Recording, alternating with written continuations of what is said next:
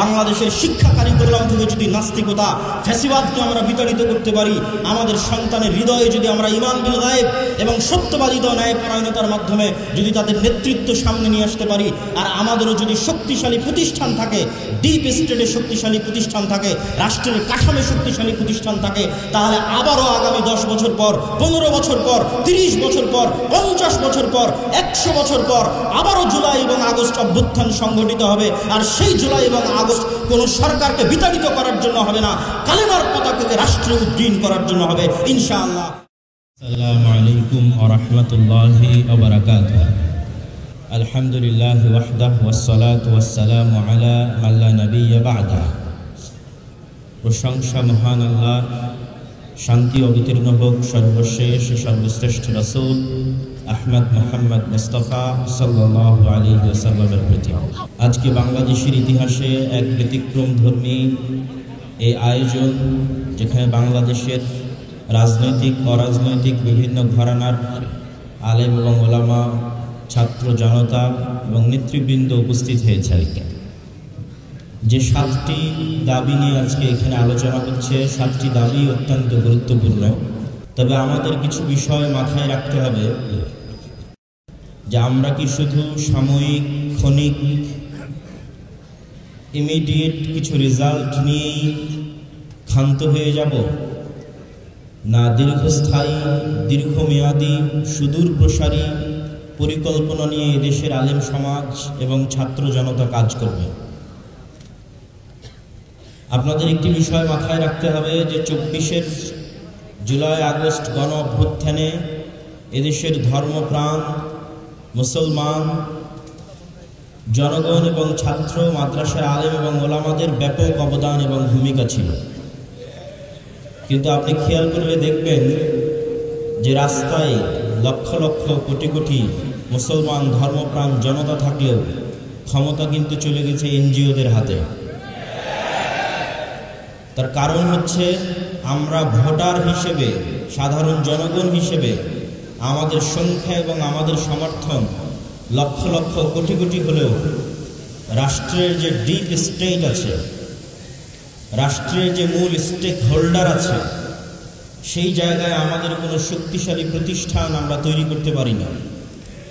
এই শক্তিশালী প্রতিষ্ঠান তৈরি করতে না পারার কারণে কোনো উদ্যোগ ঘোষণা হওয়ার পর আমরা আজীবন শুধু প্রতিবাদী করে গেলাম, নিজেরা কোনো উদ্যোগ নিয়ে বাস্তবায়ন করতে পারলাম না। যেমন ছাত্র জনতার রক্তের উপর যে সরকার তৈরি হয়েছে, সেই সরকার প্রাথমিক বিদ্যালয়গুলোতে কোরআন শিক্ষার ব্যবস্থা না করে গানের শিক্ষার অনুমোদন দিয়েছিল। তাহলে আমরা এই যে লক্ষ লক্ষ কোটি কোটি জনগণ পরিশ্রম করলো, শ্রম দিল, তারা কেন রাষ্ট্রে প্রাথমিক শিক্ষায় কোরআন এবং দ্বীনি শিক্ষা বাস্তবায়নের যে উদ্যোগ, যে চেষ্টা, সেটি বাস্তবায়ন করতে তো পারলই না, উল্টো এনজিওরা গানের মাধ্যমে বেহায়াপনা এবং বেলিল্লাপনার সংস্কৃতি আমাদের সন্তানদের মধ্যে ঢুকিয়ে দেওয়ার চেষ্টা করছে এই সরকারের আমলে। এই বিষয়টা আমাদের মাথায় নিতে হবে এবং চিন্তা করতে হবে যে আমরা কিভাবে কাজ করলে আগামী 30 বছর পর, আগামী 20 বছর পর, আগামী 50 বছর পর শুধু ইমাম মুয়াজ্জিনের ভাতা নয়, শুধু দাওরায়ে হাদিসের সনদের সার্টিফিকেট নয়, বরং সম্পূর্ণরূপে বাংলাদেশে ইসলামী বিপ্লব কায়েম হবে ইনশাআল্লাহ। এই চিন্তা, এই চেতনা এবং এই পরিকল্পনা নিয়ে আমাদের কাজ করতে হবে। এবং এইটি কাজ করার জন্য আমি ছোট্ট 2-1টা কথা বলে আমার বক্তব্য শেষ করব। 1, আল ইমান বিল গায়বে মজবুত বিশ্বাস লাগবে। আপনি শুধু দুনিয়াবী কার্যকরণের সূত্র দিয়ে যদি বিজয় অর্জন করতে যান, তাহলে আজকে আমরা যত দুর্বল, আজকে গাজার মানুষ যত দুর্বল, তার চেয়ে বেশি দুর্বল ছিল মুসা আলাইহিস সালাতু ওয়াস সালাম ফেরাউনের নিকটে।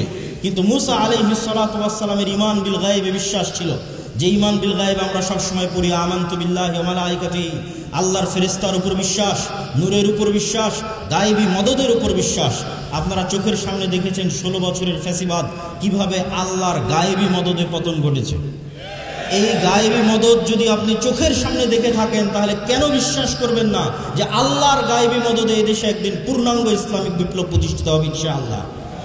এটার উপর আপনার ইয়াকিন থাকতে হবে যে আল্লাহ সুবহানাহু ওয়া তাআলা চাইলে আপনাকে সাহায্য করতে পারে। 2, প্রকৃত নেতৃত্বের বিকাশ ঘটানো। প্রকৃত নেতৃত্ব কোথায় থেকে আসবে? ন্যায়পরায়ণতা এবং সত্যবাদিতা হচ্ছে নেতৃত্বের অঙ্কুর উদ্গম, নেতৃত্বের বীজ ঘর।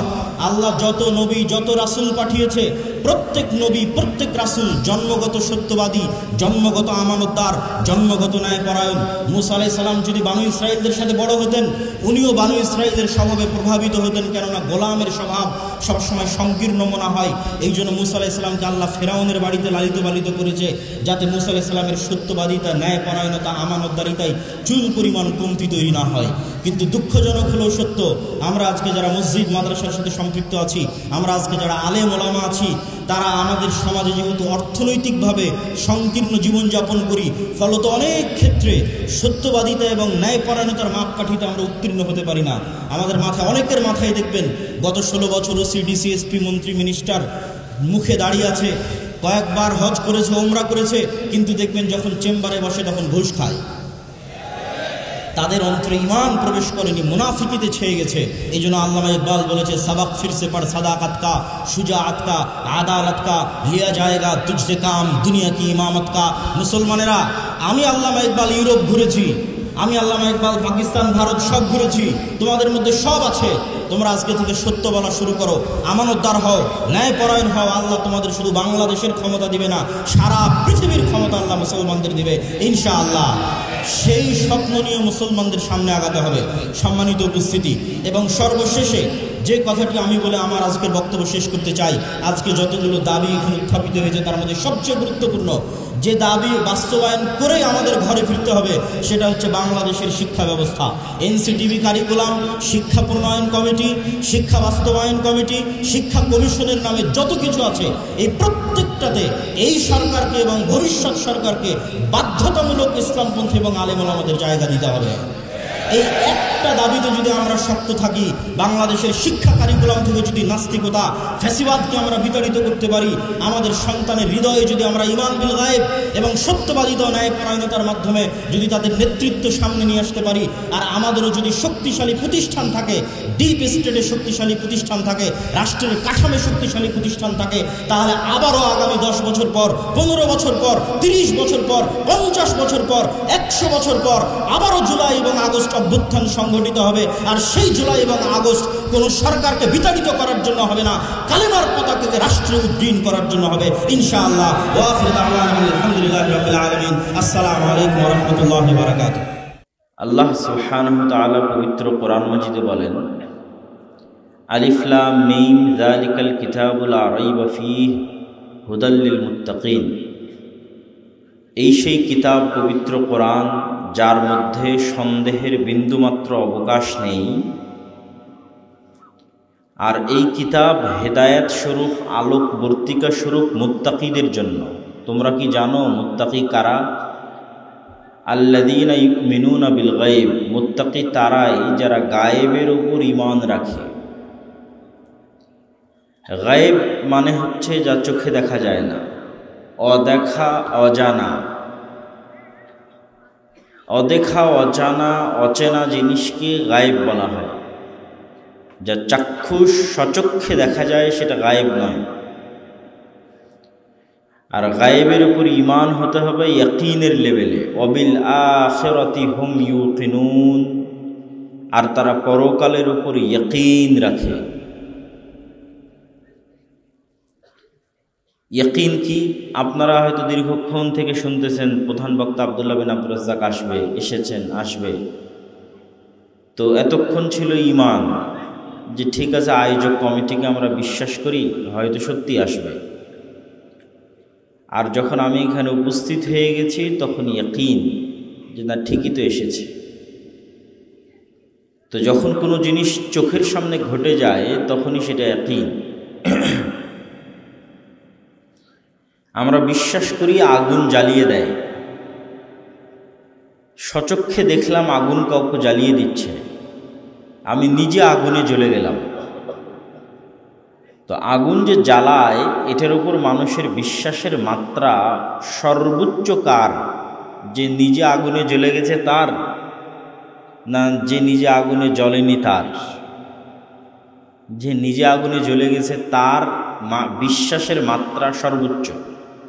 যে আগুন যে জ্বালায় তো আসলে কেমন জ্বালায়, জ্বালানো মানেটা কি, কেন ও নিজেই আগুনে জ্বলে গেছে।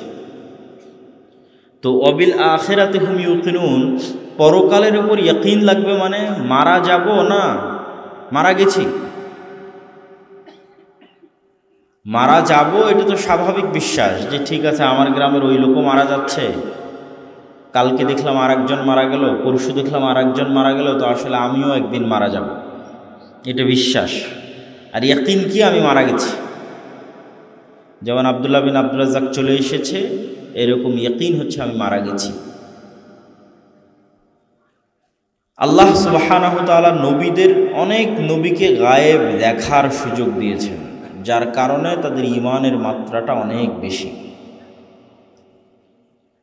যেমন ইব্রাহিম আলাইহিস সালাতু ওয়াস সালাম আল্লাহর কাছে চাইলেন যে হে আল্লাহ, আপনি যে মৃতকে জীবিত করতে পারেন এটার উপর ঈমান তো আছে, কিন্তু সচক্ষে দেখতে চাই।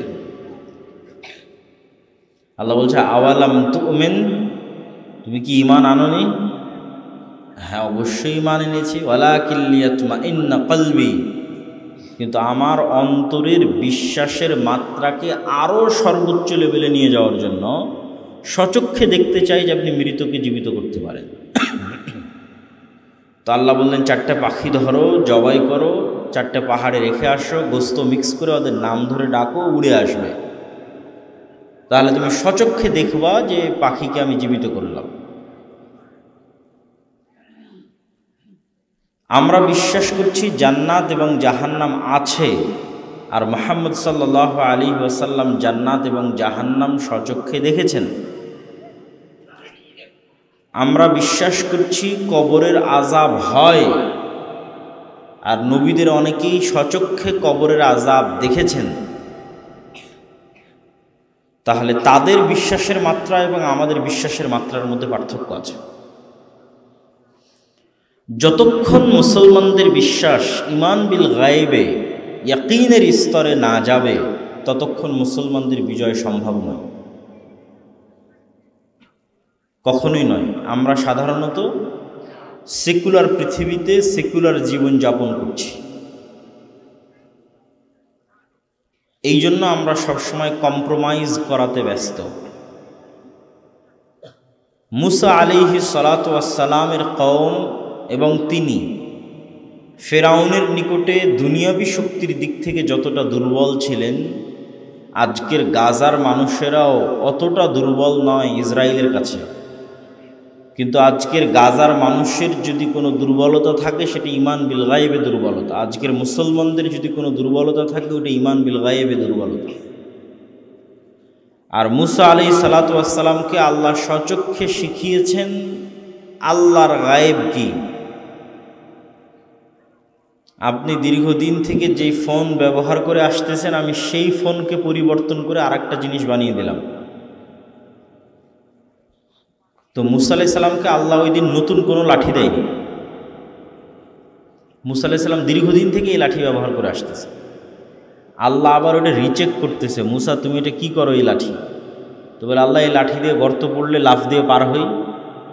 আপনাদের গ্রামগঞ্জে যেটা কাড়াল বলে, গর্তের মধ্যে কাড়াল দিয়ে লাফ দিয়ে পার হয়, অথবা পাতা পাড়ার জন্য ব্যবহার হয়। তো আল্লাহ এটা দিয়ে আমি মাঝে মধ্যে গাছের পাতা পাড়ি। তো এখন বাড়ির কাড়াল যদি দীর্ঘদিন থেকে ব্যবহার করে, নতুন করে আর একটা কাড়াল দিয়ে বলতেছে এটাকে সাপ বানিয়ে দিলাম না, যেটা তুমি মেলা দিন থেকে ব্যবহার করে আসতেছো ওইটা এখন তোমার চোখের সামনে সাপ হয়ে যাবে।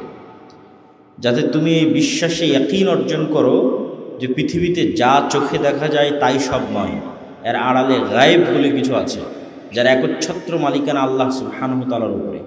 পৃথিবীর সকল কার্যকরণের সূত্রের মালিক সৃষ্টিকর্তা আল্লাহ, বাহ্যিক কার্যকরণের সূত্র আল্লাহরই তৈরি করা, ওইটারও মালিক তিনি। তাহলে তুমি ফেরাউনের সাথে লড়াই করতে পারবা, না হলে মুসা আলাইহিস সালামের পক্ষে সম্ভব নয় ফেরাউনের সাথে লড়াই করা। দুনিয়াবী দিক থেকে সম্ভব নয়, দুনিয়াবী শক্তি সামর্থ্যের দিক থেকে সম্ভব নয়। একটাই লজিক আছে মুসার ফেরাউনের লড়াই হওয়ার, সেটা হচ্ছে মুসা আলাইহিস সালামের ঈমান বিল গায়েব সর্বোচ্চ লেভেলে, যার কারণে ফেরাউনের যা শক্তি সামর্থ্য, জাদু মন্ত্র বিশাল সেনাবাহিনী, এগুলোর কোনো মূল্য মুসা আলাইহিস সালামের কালবে, মুসা আলাইহিস সালামের অন্তরে চুল পরিমাণ কোনো মূল্য নাই। কেননা তিনি জানেন ইন্নাল্লাহ আলা কুল্লি শাইইন কাদির, আল্লাহ সুবহানাহু ওয়া তাআলা এগুলো সকল কিছুর উপর সর্বোচ্চভাবে ক্ষমতাবান। আর আজকে মুসলমানদের ঈমান বিল গায়েব নাই দেখেই শিরকের আড্ডা, মন্দির পাহারা দিয়ে ভোট ভিক্ষা করতে হচ্ছে।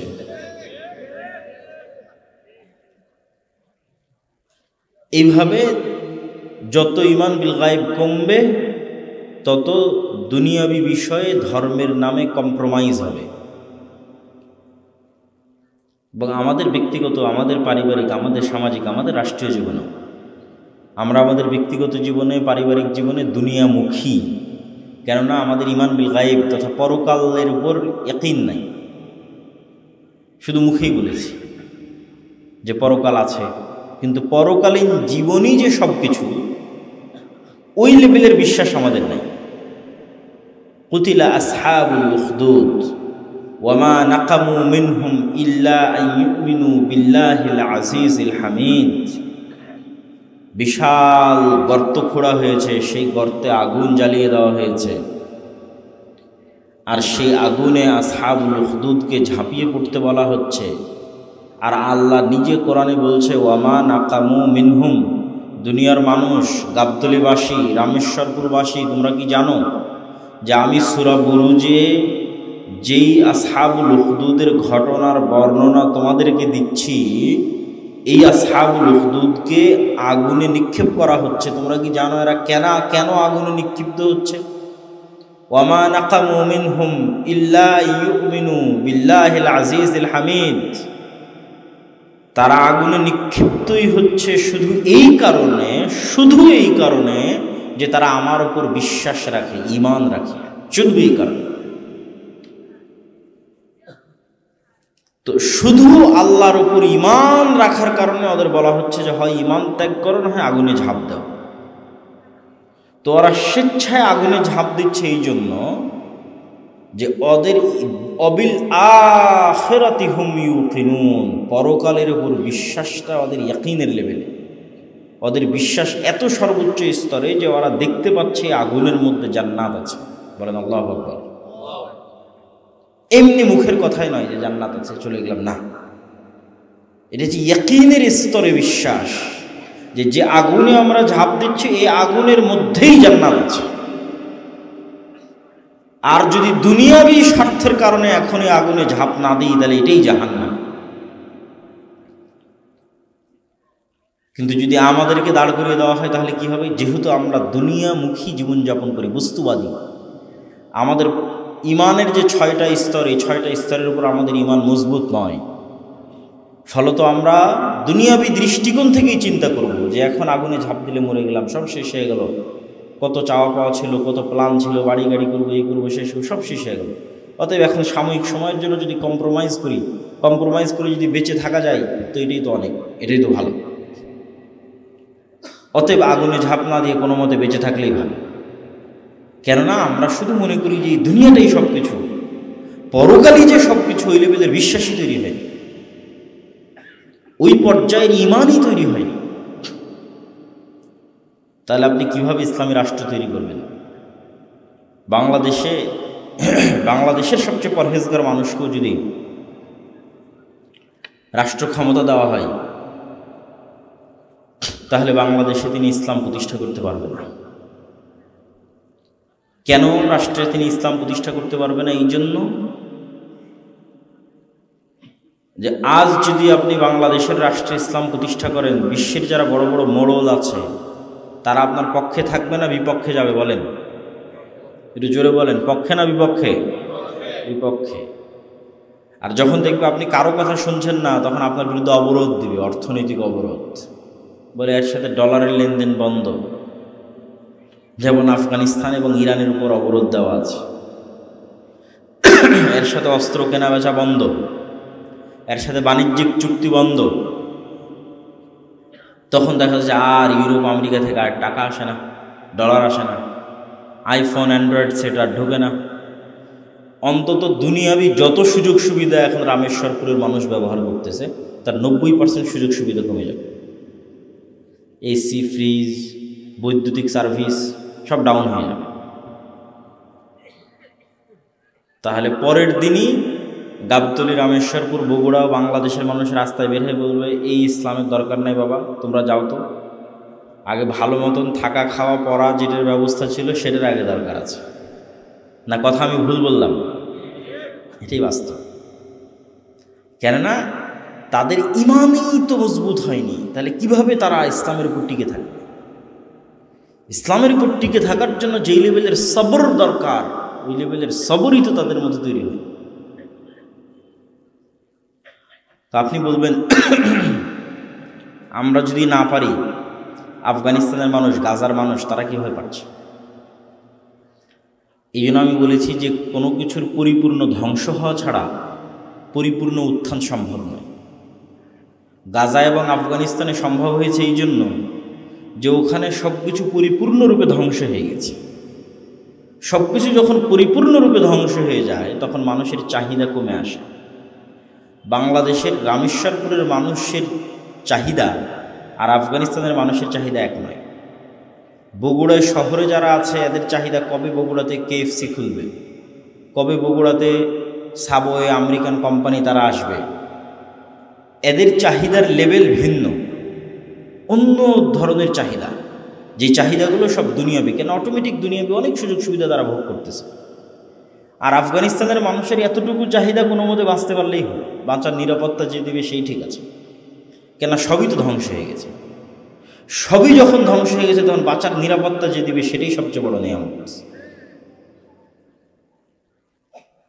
সম্মানিত উপস্থিতি, তাহলে ইসলাম প্রতিষ্ঠা করার জন্য আগে মুসলমানদের অন্তরে ঈমান লাগবে। মুসলমানদের অন্তরে যে ঈমান নাই সেটার আরো দুই একটা প্রমাণ দিই। আমাদের অন্তরে ঈমান প্রবেশ করেনি, আমরা বেশিরভাগ মানুষ মুসলমান কিন্তু মুনাফিক অবস্থায় জীবনযাপন করছি। তার প্রমাণ হচ্ছে অসংখ্য মানুষের মধ্যে বাহ্যিক ইসলাম আছে, সালাত আদায় করছে, সিয়াম পালন করছে, হজ করছে, ওমরা করতেছে, অসংখ্য মানুষ, নারী পুরুষ। গত 16 বছরে এমনও ছিল তাহাজ্জুদের সালাত পর্যন্ত আদায় করত। কোরআন তেলাওয়াত নাকি কখনো মিস দিত না। তো তাহাজ্জুদের সালাত আদায় করে কোরআন তেলাওয়াত মিস না দিয়ে যদি আপনি মানুষের উপর জুলুম করেন, মিথ্যা বলেন, দুর্নীতি করেন, ধোঁকা দেন, তাহলে এটা কোন ইসলাম, কোন আল্লাহর দিন? যেখানে আল্লাহ নিজে সত্যবাদী, যেখানে আল্লাহ নিজে ন্যায়পরায়ণ, সেখানে আল্লাহর দিনের অনুসারী মিথ্যুক, ধোঁকাবাজ, দুর্নীতিবাজ কেমনে হয়? এটা অসম্ভব। রাসূলুল্লাহ সাল্লাল্লাহু আলাইহি ওয়াসাল্লাম বলেছেন, লা ঈমানা লিমান লা আমানাতা লাহু। যার আমানত নাই, আমানতদারিতা নাই, তার ঈমান নাই, তার অন্তরে ঈমান প্রবেশ করেনি। ওকে বাহ্যিকভাবে যতই দেখতে মুসলমান মনে হোক, বাহ্যিকভাবে যতই মসজিদে আসুক, বাহ্যিকভাবে যতই হজ করুক, OCDC, SP মন্ত্রী, এসিল্যান্ড, সাব রেজিস্ট্রার